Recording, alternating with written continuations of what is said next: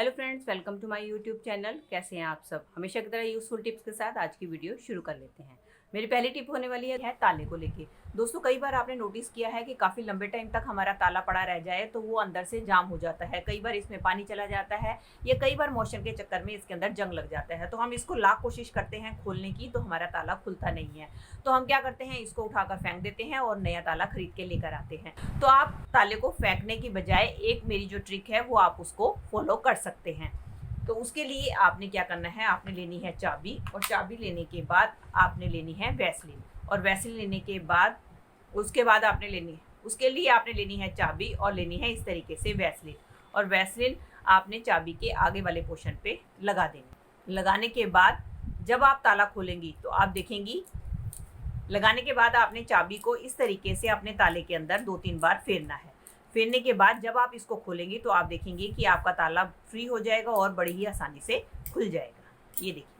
चलिए फ्रेंड, बढ़ते हैं अगली टिप की तरह। मेरी अगली टिप होने वाली है शर्ट को लेके। दोस्तों, कई बार आपने देखा होगा हमारे शर्ट के बटन बहुत जल्दी जल्दी लूज हो जाते हैं, और कई बार तो ऐसा होता है कि लूज होने की वजह से कई बार हमारे शर्ट के बटन गिर भी जाते हैं। तो आज बहुत ही बढ़िया जुगाड़ आपके लिए लेकर आई हूँ, जिससे कि आपके बटन जो हैं आपकी शर्ट के ऊपर अच्छी तरीके से फिक्स हो जाएंगे और आसानी से ये आपके बटन टूटेंगे नहीं। उसके लिए ले आप घर पे रखी हुई इस तरीके से transparent nail paint. Nail paint लेने के बाद आपने, और इसके बाद आपने क्या करना है, अपने जो बटन है उसके ऊपर आपने इसका ये जो धागे वाला पार्ट होता है इसके ऊपर आपने नेल पेंट की कोटिंग कर देनी है। ऐसा करने से क्या होगा, जो इसका धागा है वो बटन के साथ नेल पेंट के कारण अच्छी तरीके से फिक्स हो जाएगा, और जो बटन आपके आसानी से टूट जाते थे या खुलकर गिर जाते थे वो बिल्कुल भी गिरेंगे नहीं, और आपके जो धागा है वो बटन के साथ अच्छी तरीके से फिक्स हो जाएगा। और जो आपके बटन बार बार खुलकर गिर जाते थे या वो आपके बटन बिल्कुल भी गिरेंगे नहीं, और आपके बटन काफ़ी लंबे टाइम तक आपकी शर्ट के ऊपर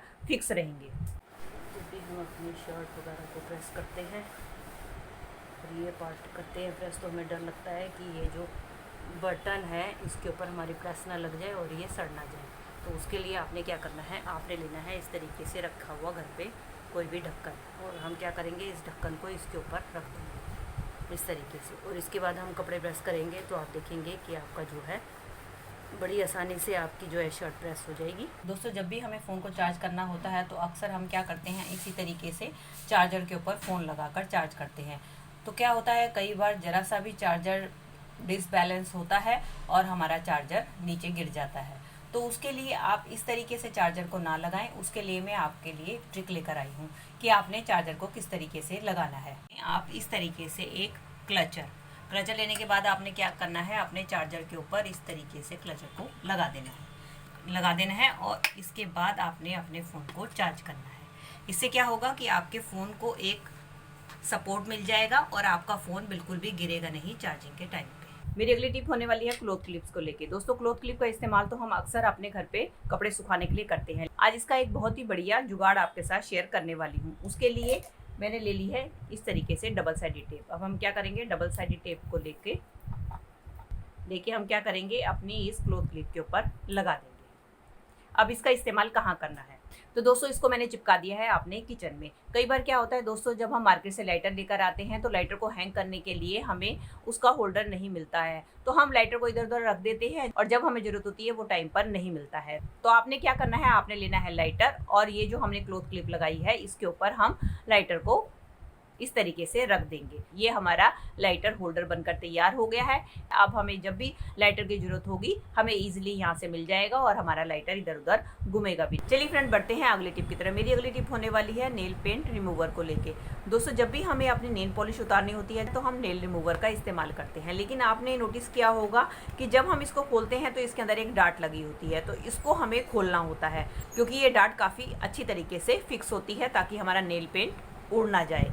तो हम क्या करते हैं, अक्सर इसको खोलने के लिए अपने नाखूनों का इस्तेमाल करते हैं, जिसके कारण क्या होता है, कई बार हमारे नाखूनों में काफ़ी पेन हो जाता है। कई बार कुछ लोगों के नाखून नहीं होते तो इसकी डांट निकालने में उनको काफ़ी दिक्कत आती है। तो उसके लिए आपने क्या करना है, आपने लेना है नेल कटर। और आपने देखा होगा नेल कटर के अंदर हमारा इस तरीके से एक टूल लगा हुआ होता है, जिसका कि काफ़ी लोगों को पता नहीं होता कि इसका कैसे यूज़ करना है। इसकी मदद से जब आप इसकी डार्ट को खोलेंगे तो आप देखेंगे बहुत ही आसानी से इसकी डार्ट खुल जाएगी, जिससे कि आपके नाखूनों में बिल्कुल भी पेन नहीं होगा। चलिए फ्रेंड, बढ़ते हैं अगली टिप की तरफ। अगली टिप में मैंने ले ली है एक टैबलेट। ये टैबलेट है मेरे पास डिस्प्रिन की। तो अब हमें क्या करना है, इसके लिए हमें सिर्फ डिस्प्रिन या एस्प्रिन टैबलेट का ही इस्तेमाल करना है, किसी और टैबलेट का नहीं। इसके बाद टैबलेट को लेने के बाद हमने लेना है एक कूटने वाला और इसके अंदर हमने इसका पाउडर बना लेना है। ये हमारा पाउडर बनकर तैयार हो गया है।